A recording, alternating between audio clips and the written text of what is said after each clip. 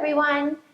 In today's video, we are going to take you through all the steps of making and resin coating a top like this. So if you're interested, stay tuned.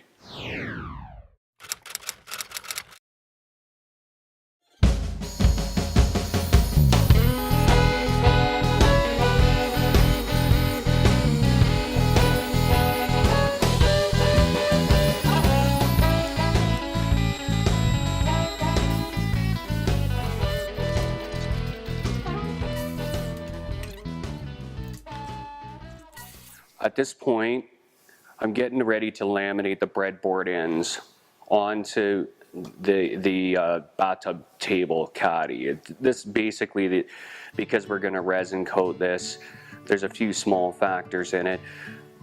Breadboard ends, well, for now I'm just going to laminate the ends on. That's a temporary, and then I'm going to wood pin them later. You'll see that later in the video. But for breadboard ends, there are a few different ways to do them. Because this is going to be basically encapsulated into a resin coating, and when we do ours, we do them top and bottom, so it's totally sealed. So contraction, expansion, concerns with breadboard ends with this particular application, I'm not too worried about it. I haven't had any fail as of yet because it's totally encapsulated. It doesn't get the moisture and fluctuations in the contraction and expansion. And the resin does move, expands and contracts with the wood, even if it does a little bit. So again, where you're gonna get a failure point in pinning something like a breadboard end is to this, is you're gonna get a failure in this joint. Doing a table with a breadboard end, it's a little bit different. You basically wanna pin your inside and have your outside edges floating. I think I'll do another video on one of those at some point. Yeah. But for this particular application, just a direct pin. Now I do put a long pin in, it goes all the way through the end breadboard and about 2 inches into the other portion of the surface. So there is a lot, and I put 3 pins even in a short distance like this.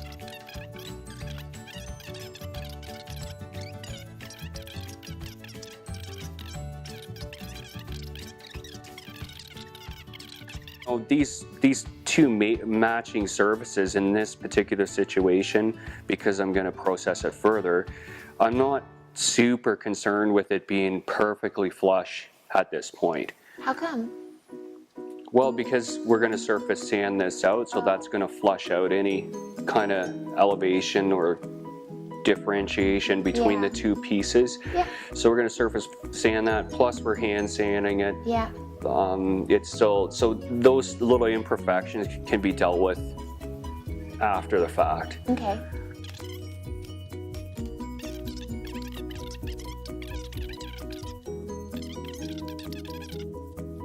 You probably can't see in the video, but they're not sitting even with the sides. And the reason for that is I always, and I really advise people, overcut everything. So if you're going for finished dimension like this particular table top, it's going to be 12 inches as a finish. That's what the customer request is, go to 12 inches. So right now we're at 13. So this little edge doesn't matter. If anything, if you have it set inside, so when I trim this up after and cut it to final size, then your edges are perfectly matched. If you try and cut these pieces to match up, it's almost impossible to get them perfectly lined up. So you're better to trim it after the fact and get your final dimension after. So overcut or over process basically all your pieces. Now we're at the point of pre-filling any of the damage or checks or knot holes, that type of thing that you have in this.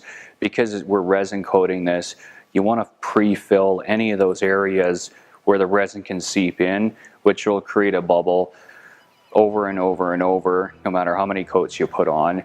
So you want to address this portion right now. We've already laminated on the end of the breadboards, and before I run this through process sanding any further and chamfering the edges, one of the reasons I do it beforehand is we have a crack over on this side that actually goes right down into the side of the slab. So what I've done is ran some tape on here you'll see in this other angle, to dam it off. And you want this either just a little proud of that edge or very flush with that edge. But all we're going to fill this with is a 2-part epoxy. You have A and B part. This is a 5-minute epoxy. It's not a big surface, so the working time it's not crucial for me. If you're working with a bigger surface, you'll want quite a bit longer working time. And you just basically put 2 equal parts in. Make sure you give it a good stir. And we just use disposable cups because the cup will be garbage after this. Mix it up really well. And what I've done is gone around, just as a reference for myself, I like to mark off where I want to fill it. So I just have a reference point. I don't really have to think about it. Once I start, I can just look for my marks. And I typically start with the bigger ones. You want to work it in a little bit, make sure it gets rid of the air. The reason I start with the bigger ones is sometimes the epoxy will drain into the divot or the knot, and then you can still have a little bit of time left after you've gone over everything to go back and put a little bit more in. Now if you have very small cracks, when you do your seal coats, when we show you on the resin part of it, it's going to fill those in. It will fill in small gaps, but if the gap's too large, it's not going to fill it in. I'm not sure if you can see this one or not, but this one actually caved in a little bit. And that's really it for that part. Once this dries up, and I'll typically leave this is a 5-minute epoxy, so it stops, its working time is only like 5 minutes. But once this dries up, I leave it overnight normally, and then we're going to sand it off with a belt sander, and then we'll process sand it. Now we've let this sit up overnight, and the epoxy's hardened up. It's very, very important. You don't want to sand this too early. It'll just turn into a mess. Let's just put it that way. But now I'm going to sand it with a belt sander. I am going to cross sand this, and normally I wouldn't recommend that for most people. But in this situation, I am going to surface sand this out. If you didn't have a surface sander like what I'm going to do in the next step, you would sand this out by manually, and you'd want to, when you cross sand off the epoxy and get it flush, you'd want to sand it with the direction of the grain if you're using a belt sander in particular. But I am going to, again, surface sand this with a drum sander, and then I'm going to go back and hand sand it with an orbital sander anyway, just to bring it up and finish. We're going to be staining this at the end of it, and then we'll be resin coating it. So it's important at this point, and you want to take this tape off that you use to dam the crack at the edge, and if it'll come off. And normally what I find with the damming the edge like that, it does work really well. Just regular masking tape is fine, it's adequate, it holds it in place, and then we're going to sand this out. So at this point, you just want to make sure you don't have any divots left in any of the places that you have filled in. I actually had a couple spots early this morning when I looked at it where it had caved in, it filled into the hole, so there was actually a hole, so I refilled them again. And I am going at this a little earlier than I normally would, but in this case I think it'll be okay. So we'll get this sanded out now.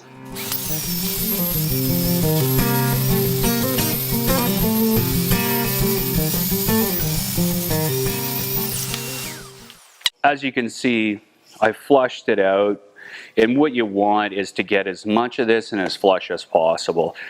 Typically it'll leave a little bit of staining if you don't take enough off, so just make sure you get it nice and flush. And as you sand it further for finishing, that's going to decrease too. So the cracks are all filled in now. So what's going to happen is it's going to be easier to do the seal coat on this. And we typically do a couple seal coats, but you'll see that later in the video. Now I'm going to chamfer this top. And the reason you want to really put a chamfer of some type, and I just recommend either an 1/8 or a 1/4 inch round over bit. I just run it in the trim router. But doing resin, it's important to have, to get rid of this hard profile edge. The resin will float and it rounds over on the edge, and it will cause you some grief if you don't chamfer the tops and bottoms of the piece that you're resin coating.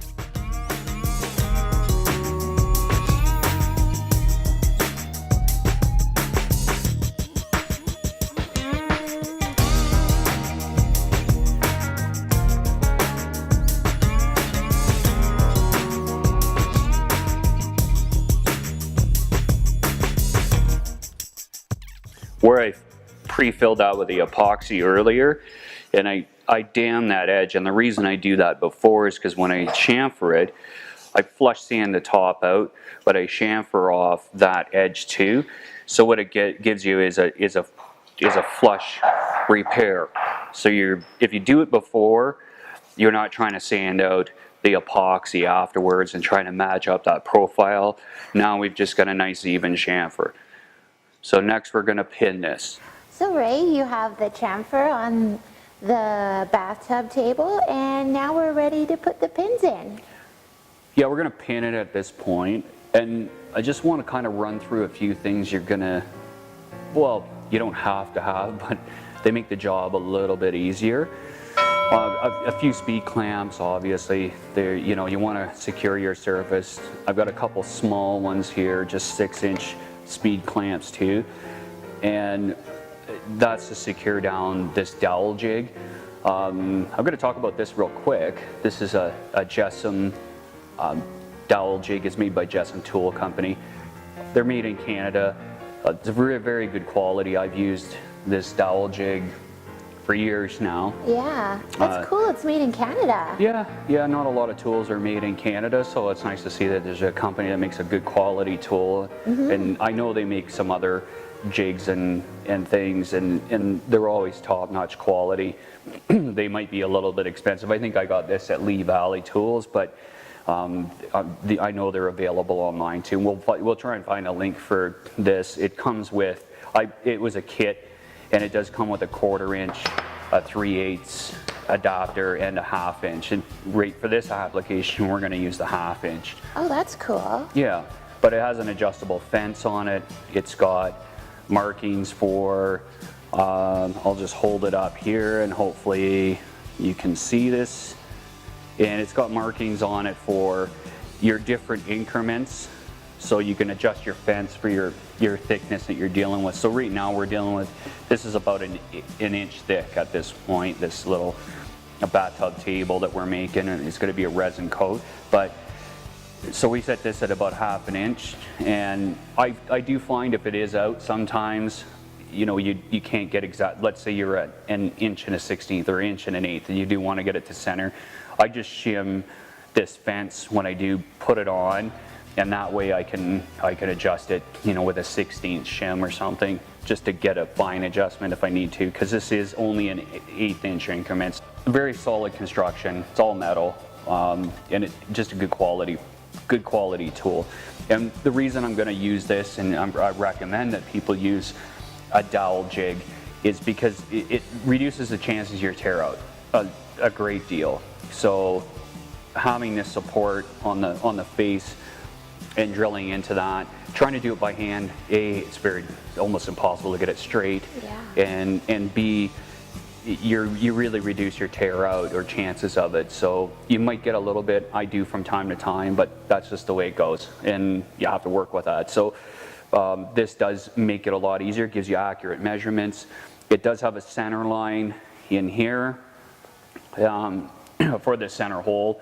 It's got 3 holes in it on the jig, but the center line indicates where you're lined up on your center hole.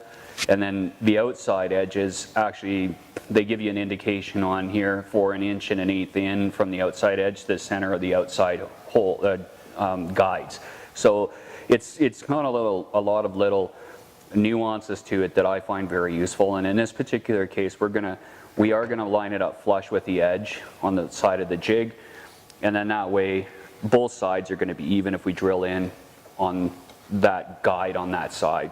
So we're basically, aside from that, you saw a quick clip, I just use 1/2 inch dowel lengths. I buy them in a length, a 4-foot length, or you can get them longer.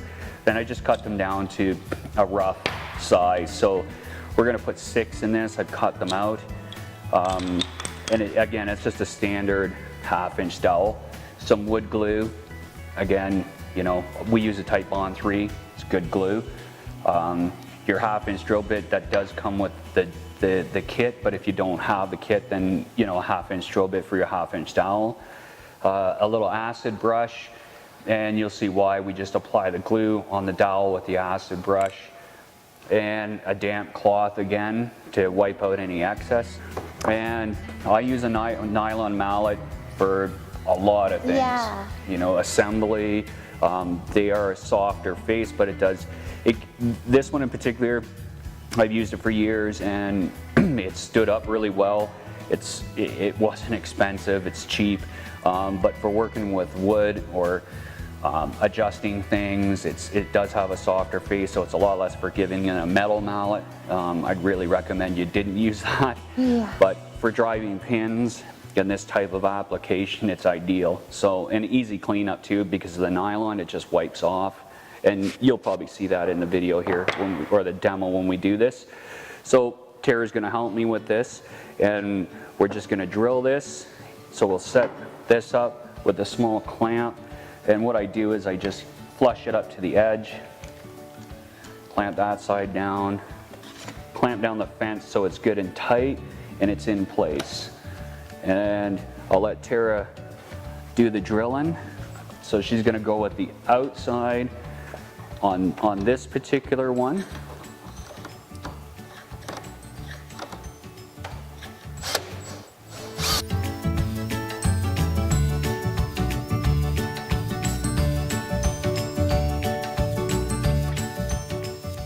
If you pump it, kind of like what Tara was doing, you clear out the chips as you're going. It does make it exceptionally easier. So just keep pumping it and keep working your way in. So at this point, we don't have our depth because the jig stops the drill bit part way through. And I'm not sure how well you'll be able to see this in that angle, but, well, the fence is covering it there. We'll put it like that. So you should be able to see that, and you can see that the jig is stopping the full depth of the drill. So at this point, I want to get as much depth, and I've pre-cut these to basically 5 inches, and that's my length of my drill bit, or just shy of it. So at this point, you've got this pre-drilled out, and you want to put this back, your drill bit back in, guide it in easily so you reduce your chance of tear out, and just use your pre-drill hole as your guide, and just follow that hole. And same thing, clear out your chips. There. Cool. Now you got your full depth. Wow. So basically, you have a hole that your pin is going to go and accept that full length of pin. And you can see here how deep that is into this other surface. So it's going to go in exceptionally far, and that's all you want. You want a good support that way. So at this point, what we're going to do, yeah, we're just going to put it in. We're going to take a little bit of glue. We'll just throw a dab down. It's a brush. Yeah, and I like to put a good generous amount on. The reason I use the brush is so we can use it, move it all around. I put a little bit on the tip. And we're gonna put a little thin coating on the whole thing. Now, some people will probably say, oh, you need to have grooves in this dowel and it's gonna hydro lock, and anyway, I haven't had any happen. So I just I don't put a ton of glue on it, but enough that it's kind of covered. And when it does go in the hole, it's going to move this glue around anyway. Here you go. That's where the mallet comes in, and I just get it set in place, gently start it, and then just Wow. pound it all the way in. Oh, that looks good. Now, at this point, I'm not sure if you can see that or not, but you can leave it a little bit proud. You can also cut your dowels a little bit long, but this is sitting just a little bit proud, and that's all we're kind of looking for. I'm going to come back, I'm going to clean this up, and then I'm going to resand all the edges anyway. So that's really how easy it is. So Ray, you're all finished building the resin bathtub table. We have it stained and it looks beautiful. We use a new color we've never used before called emerald. And now it's time to apply the resin. But first we want to talk about all the supplies that we need. Yeah, just before that, if you want to see how we apply stain, we left it out of this video because we do have a separate video, part 2. It's to stain a new top, or the application's the same. So whether you're staining a tabletop like we did in that video, or you're staining something like this project, it's all the same application. But tools you're going to need for this particular, for resin coating, kind of vary a little bit, and we have these things, and they work for us. Yeah. We've done it lots of times. Yeah. And this is kind of the application, and we'll show you that in the next segment of applying it. But what you want to have readily available, first of all, is your resin. So we use, it's an EnviroTex, it's an EX74. We'll put a link in for that in the description. This particular one is rated professional use. I'm not sure component-wise what's different about it that makes it professional use, other than this does have a UV inhibitor built into it. So that's one of the differences that I found using a number of resins. And ultimately, this resin is a very true clear resin. It doesn't yellow like the old school ones. Yeah. It really, it stays clear. Once it dries up, even after application, it's literally like glass. I haven't seen any fogging in it or discoloration or anything. It stays very true. So we use this primarily for this application in a shop, whether we're doing countertops, bathtub tables, what have you. Whatever we're using, this is the resin that we use.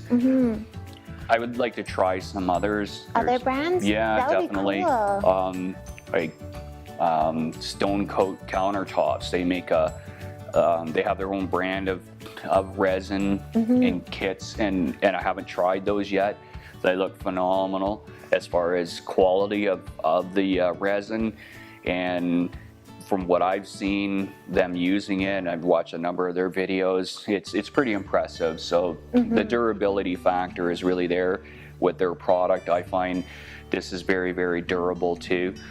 At the end of the day, for sealing a project, your resin coating is going to be your ultimate. It's like equivalent, each float coat of this is equivalent to, I think, 50 or 80 coats of a regular. 52. Yeah. I don't know how they got that number, but 52. Yeah, okay, 52. But and this is, what manufacturers say, but it is very, very thick as far as the application goes. Which is less wastage. Absolutely. And a lot of durability, and you can repair it.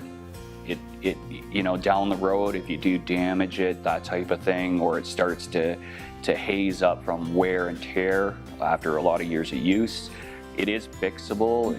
You can repolish it, you can reapply another coat of resin on it, what have you. So it really gives you a lot of flexibility, and it's ultimately the most durable you're going to get as far as an application of a sealer.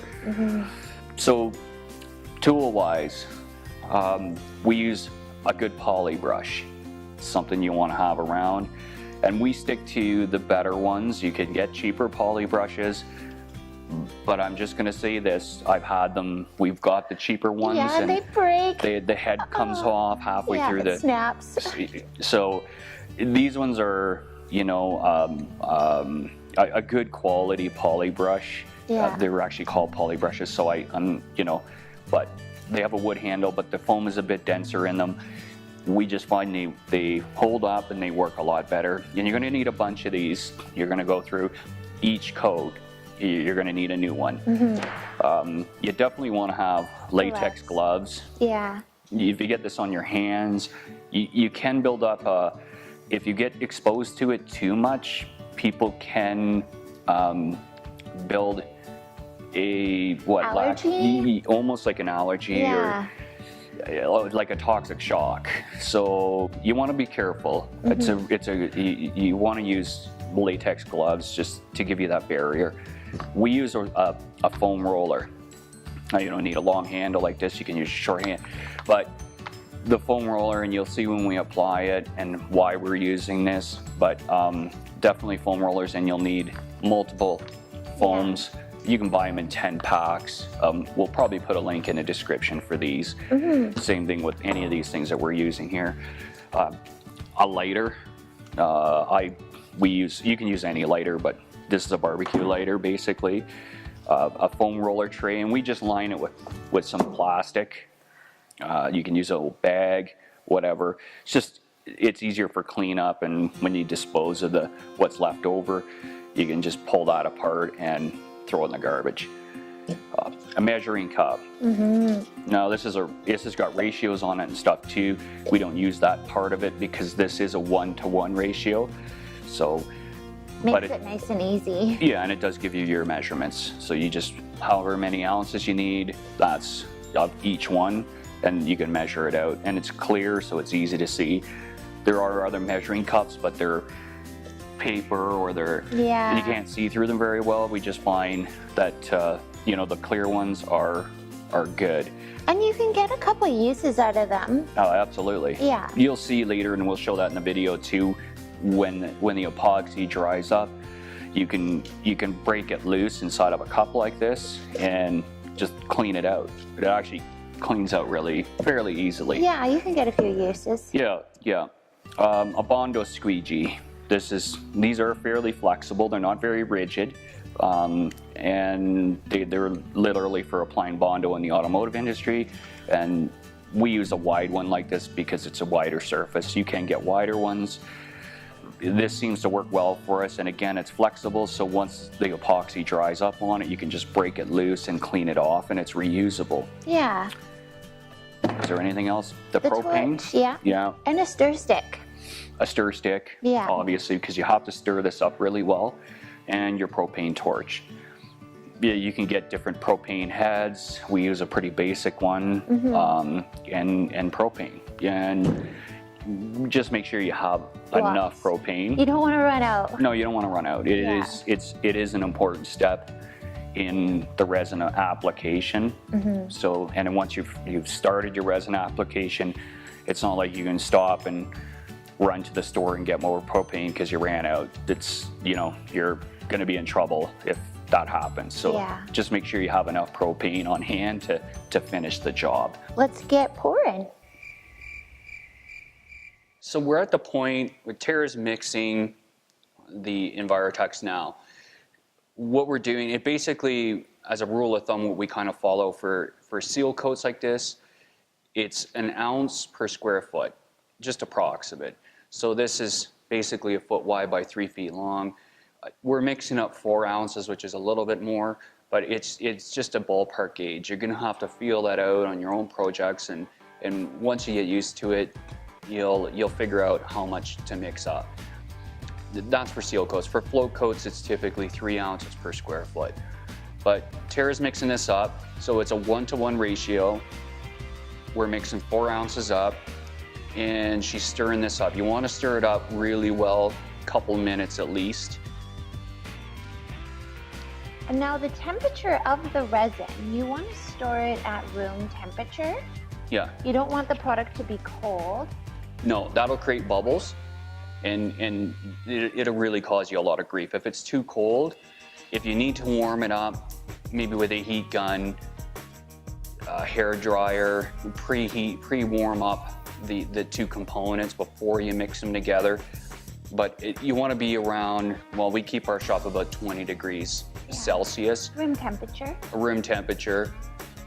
And you want it in that range. Even warmer out is okay. It can be quite warm out, and it'll still work really well. But you don't want it cold. That's the big thing.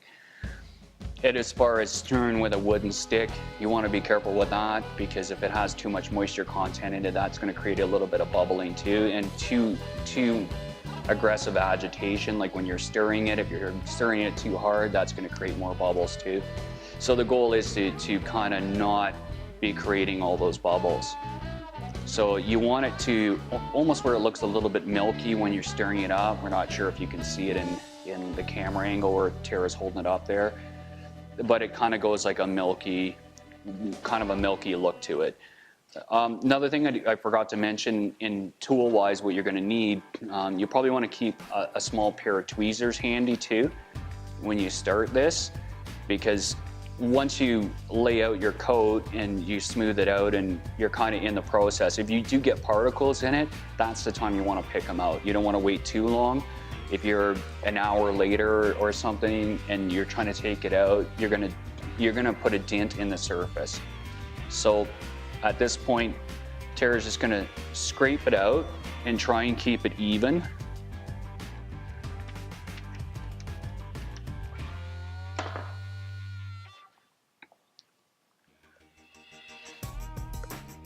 And I'm just gonna preload this poly brush a little bit with a little bit that's left over, just to get a little bit on it. And I'm gonna hit the edges a little bit while Tara's just kind of scraping that out and smoothing it out. And all you're looking to do with the squeegee is just to move it around so that you're getting it semi-even on the surface. Just to move the product around. You want to cover up any wood areas that are exposed. You want to make sure that it's covered those areas. And I'm just pre-doing the edges here just to get a bit of product on the edge and get the runs off.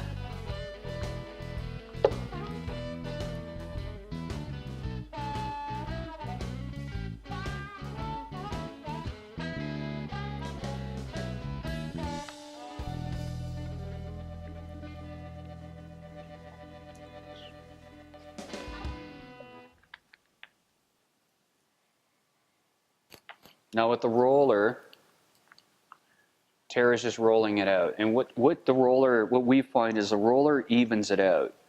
You get some ridges and high-low spots when you squeegee it on. The squeegee is more just to move the product around on the surface and to get you coverage. From there, the roller is gonna give you a little bit more even coat. Now, this is a seal coat, so it's thinner in its application. It's not as thick as like a float coat, which is more or less your final coats.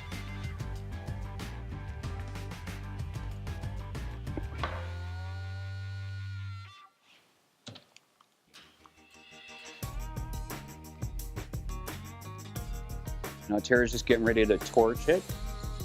And the torch is a little bit loud. I'm not sure how well the audio is gonna come out over top of the noise of the torch.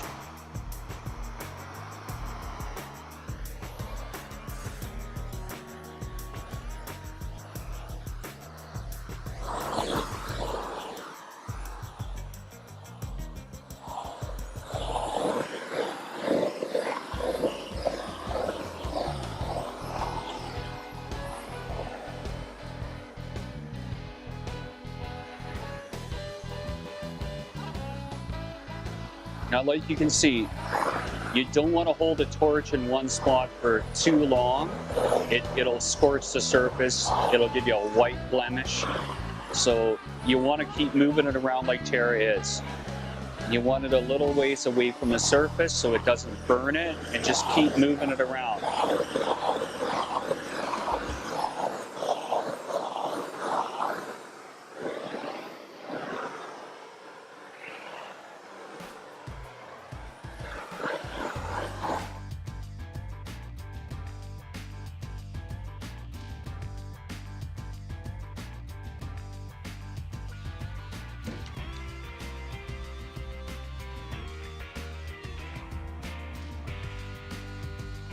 One thing I want to talk about a little bit with the torch, and I see this online quite often, and other people that apply resin tops. And you use a propane torch for a reason, not a heat gun, not a hair dryer. It's the CO2 that comes off of the propane torch it helps it off gas, the gases that are getting trapped inside the resin itself. So the CO2 it amplifies that. So that's why you want to use it. It's not the heat, it's the CO2. So the heat does help move the product around and keep it fluid a little bit. And that's what we find, like when we do a float coat, it'll help it lay out better, it'll help it float out better. Mm-hmm. But it's really the CO2 that makes those bubbles pop. So just remember that when people say use a heat gun, I find heat guns have too much power. Yeah, the airflow. The airflow kind of it causes rippling in the resin too. Mm-hmm. So from what we found, and the main reason is the CO2. Now again, this is a seal coat. It's very thin. It's not far from a float coat. What we're trying to do is trap, if there's air and wood has air in it, we're trying to trap that into the surface. So as you build this up, the more sealed up it is, that is trapped in, it's then sealed, and then when you put your float coat on it, you're really minimizing air bubbles and that type of thing. The only air bubbles you get at that point, once we put a couple seal coats on this, is just literally from the stirring or the application of it, and those you can deal with. What you can't really mitigate or deal with is when you have a constant air pocket or a space in your surface that's going to keep creating that air bubble, and that's going to create a divot. It's going to give you a flaw in the surface. So you really want to seal these up well. So we'll do 2 seal coats, and then we do our float coat, and then I sand it before that float coat goes on too, but we'll cover that as we go along. So we'll just let that sit for about 5-10 minutes, and then we'll do another torch? Yeah, a quick torch after about 10 minutes. And also after about 20 minutes, after Tara does another quick torch on it, I'm just gonna run all the edges with that poly brush again.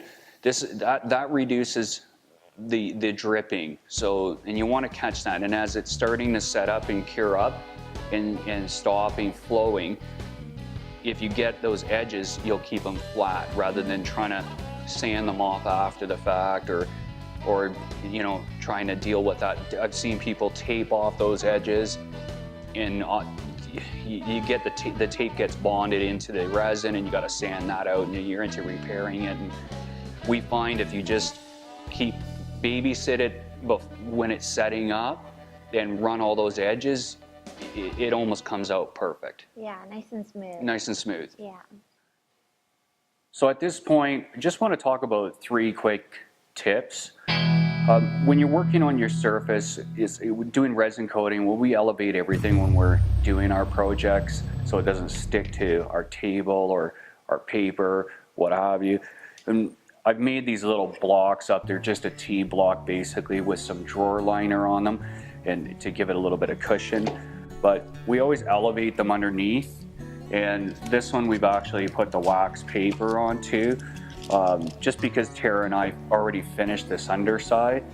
So it's done, and basically you're gonna see in the next part we're going to go through the float coat, but there are a couple little things before that.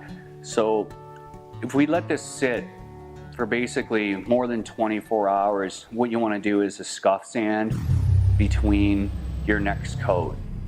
And typically we'll leave this sit for about 48 hours actually to let it cure up a bit, because if you try and scuff sand it too early, it's not cured up enough, and it's going to get you a lot of buildup in your sanding disc.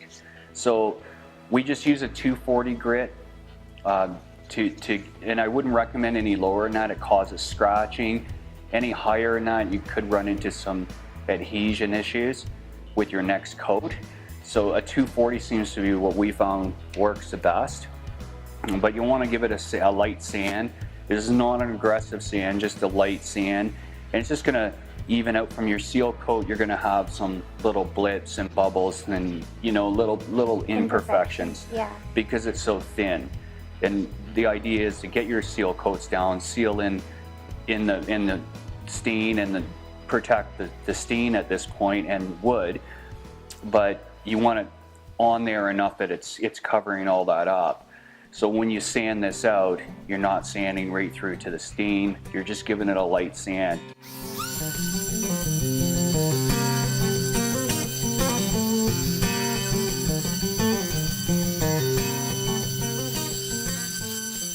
You just saw me scuff sand out the top, and as you can see, don't panic, it gets very hazy.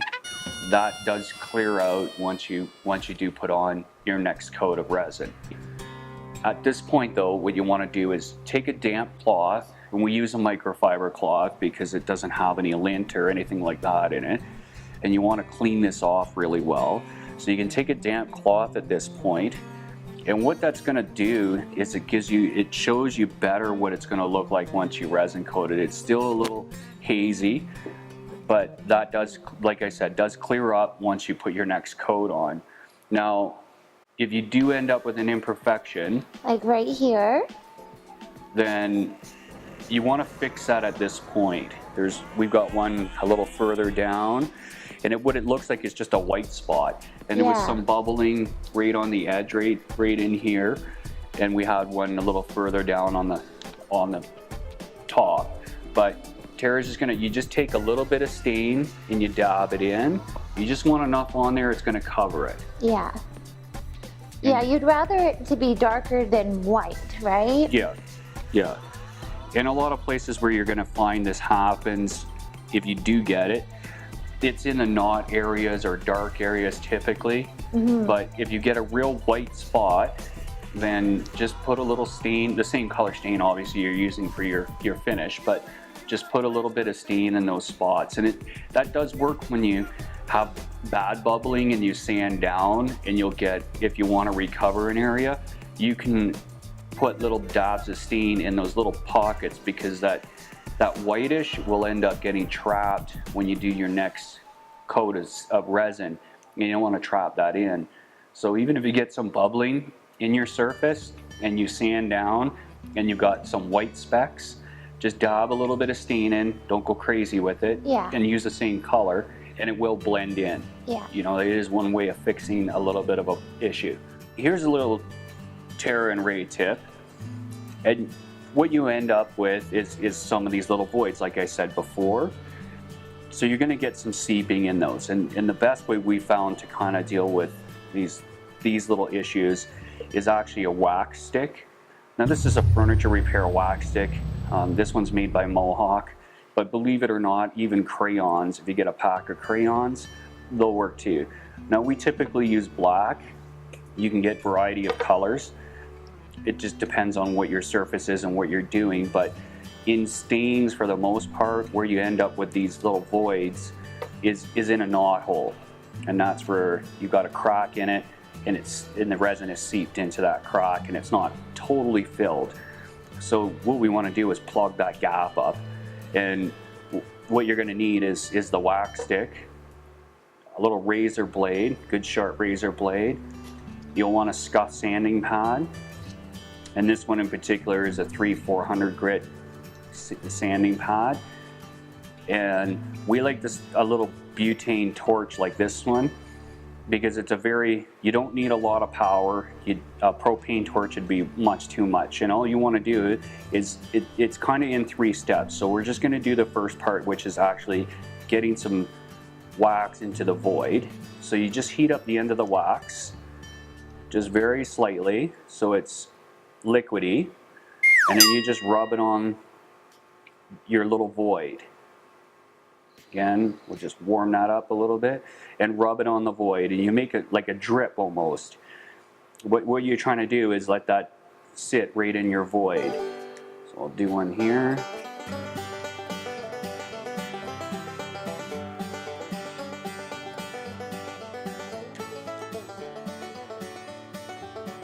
So we're going to go around and fill in some of these other ones, and we'll let this sit for about 10 minutes to harden up. Like I had earlier, you can have just a razor blade. I'm just using a scraper that holds a razor blade tool. It's just a little easier to hang on to. But you just want to come in at a very, very low angle.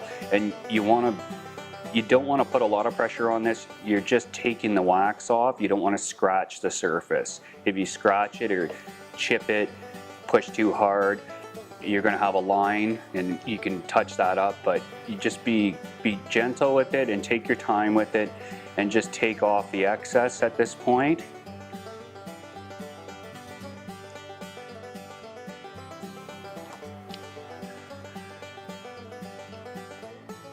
And don't worry about getting every last little bit off, because we are going to scuff sand this after. But once you get it chipped away and the majority of it flushed up,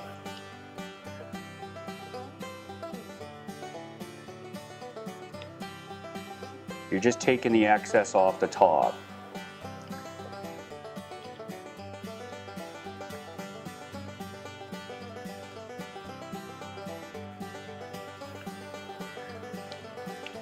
Get the excess off and keep cleaning your blade off, because you'll get buildup on your blade. Just take the majority of it off. And even at this point, what I take is a torch again, and you want to be very careful with the torch. You don't want to leave it sit on a spot directly for any kind of time. It's just a very, very light and quick heat. The wax doesn't take very much to heat up. So at this point, we'll finish torching this off, and then we're going to let this sit again for about 10 minutes. And now we're going to be just giving all these little spots that you filled in a scuff sand. You're going to have a little bit of residue, so that's why we scuff sand it, and just to blend it in. Now, again, this isn't a hard sand. It's just nice and light. And take the excess off. Any residue that's left over? Exactly, around the edges. All you're doing is flushing it up and taking off any excess wax that might have been left behind. And don't worry about this white patching. It'll disappear once you put your coat of resin on. Just like that.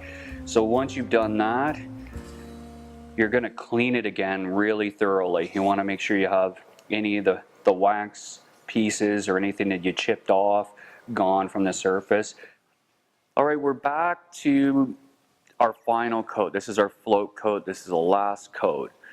And we've scuff sanded it like you saw before, done any little filling, little repairs, touch-ups. Yeah. At this point, Tara, it's 3 ounces, roughly 3 ounces per square foot for your float coat, as opposed to 1 ounce per square foot on your seal coats. So it is quite a bit more. Tara's mixing up 4 and 4, basically 1 to 1, 4 ounces of each. And at this point, I'm just going to give the top a little clean with alcohol. If you handle it or anything after you've scuff sanded it, if you don't clean it really well, and we suggest alcohol, you can get little oil spots from your fingers, and the resin won't actually take to those areas. So you want to be very careful of that. But just give it a good shot of alcohol. And we use a Wonder Rag because it's a microfiber, and it's basically lint free. So the chances of having any little particles in this are very, very low. Just get a little bit on the edge.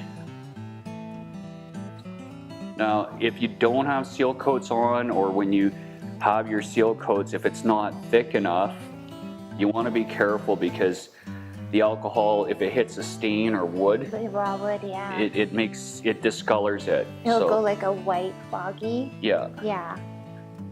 So with this, it won't do it if it's properly sealed.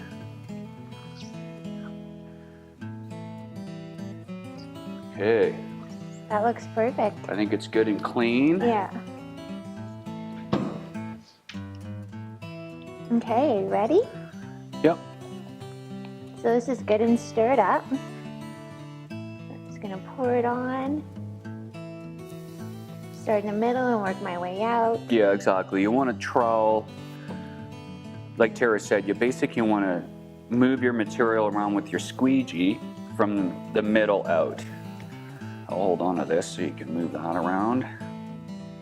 And I'm not applying really much pressure at all when I'm moving it. No, it's a nice low angle, and like Tara said, not a lot of pressure. You just want to move the material around the surface, get all the spots covered, just same as the seal coat. It's just you have a bit more material when you're working with the float coat. Now, if you've seen other resin applications before, a lot of the products out there on the market is quite runny. This is much thicker than your typical, resin epoxy, which is really nice for us because we use a lot less and waste a lot less. It's a lot thicker, so you have more control over the product. Don't you find? Yeah. Yeah. Yeah, I think so. I think that it does seem a little bit thicker, but and all I'm trying to do at this point is just stop it from any of the drips running right over, because we don't want to really touch the underside because that side's already finished. So I want to catch that before it totally goes down to the bottom edge. And this is a fresh roller, fresh out of the package, so it doesn't have any dust particles in it from sitting out on a shelf or anything like that.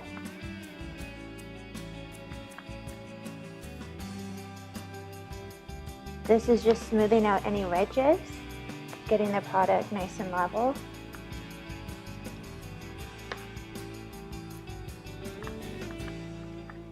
We're basically just moving it around, just trying to, because when you trowel it, especially with this much material, it's gonna want to have inconsistencies when you trowel it in with that squeegee. So we're just gonna level it out.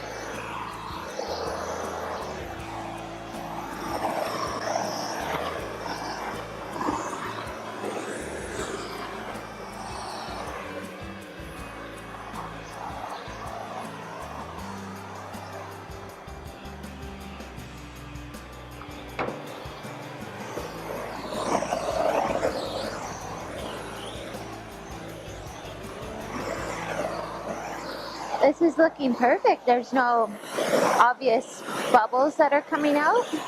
Looks like it was completely sealed. Okay.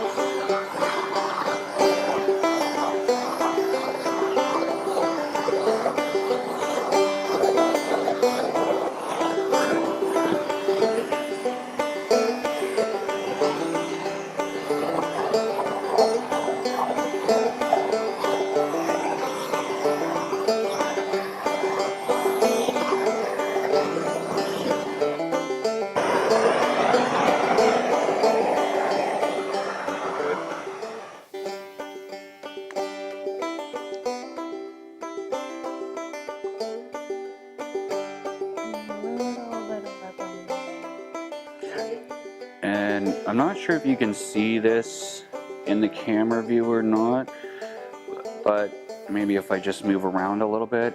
Terry, if you can get the tweezers, I think there's A little dust a little, particle? yeah, just something. Can you see it? Yeah, it's right here. Yeah. And this is when you want to grab this kind of thing, is when it's very, very fresh.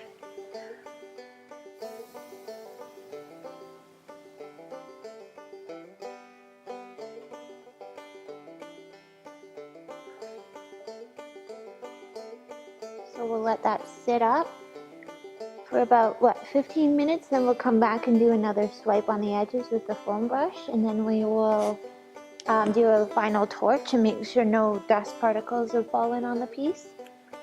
Yeah, at least another 15 minutes. We'll let this sit.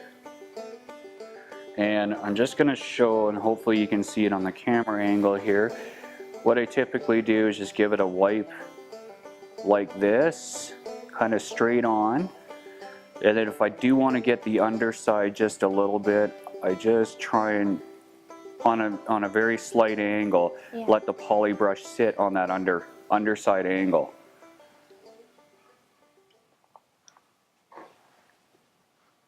Wow, that's beautiful.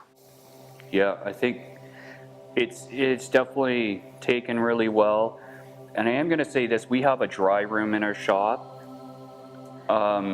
It takes a long time for this to set up. So there's a very good chance if there's dust in the air, particles in the air, it can fall on the surface and get stuck to it, and then you'll have flaws in your surface. So what you want to do is move it to an area that has little exposure as possible.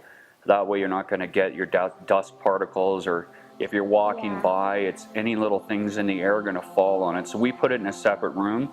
After we give it another wipe down on the edges, we'll put it in a separate room and try and keep it as level as possible and let it sit up. We leave it overnight, so just let it sit up. But you just want to keep checking the edges, especially at this point, because this is a float coat. It wants to flow and it wants to roll over the edges, and that's when you'll get your bad drips. So if you keep doing it for, let's just say, about an hour after you've done this, and just keep wiping it out, you're going to eliminate 99% of that dripping.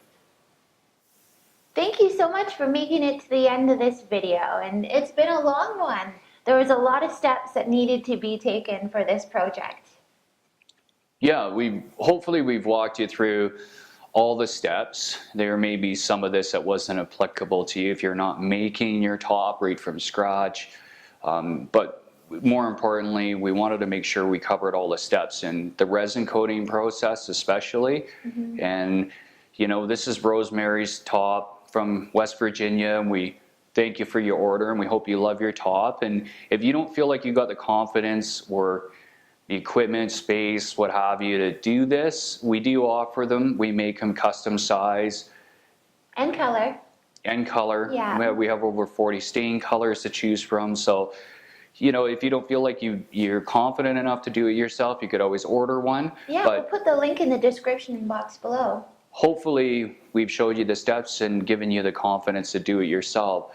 So it's been a bit of a long video, but you saw the results. And if you have any questions or comments, put that down below. And we hope you like and subscribe.